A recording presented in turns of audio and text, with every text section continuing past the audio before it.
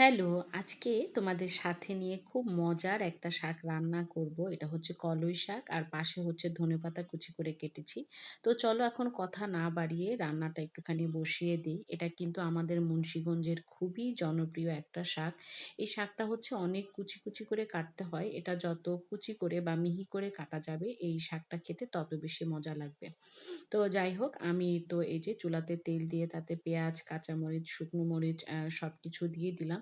এটা কিন্তু একটু লাল, লাল করে ভাজতে হবে। আর এই শাকটাতে হচ্ছে আমরা রসুন দিব না। শাকটা হচ্ছে আমরা আ কাঁচাই এটাকে বাগার দেয় বলে আরকি বা ফোড়ন দেয়। তো সেটা কাঁচাই দিব। মানে শাকটাকে আগে সেদ্ধ করে নিব না।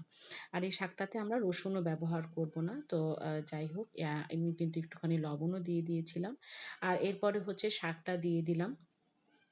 আর আরেকটা কথা হচ্ছে কলই শাকটা রান্না করার সময় কিন্তু এটা বারবারই নাড়তে হবে। এটা এভাবে করে রেখে দিলে কিন্তু লাল হয়ে যাবে। তো এটা হচ্ছে আমার দাদির কথা আরকি।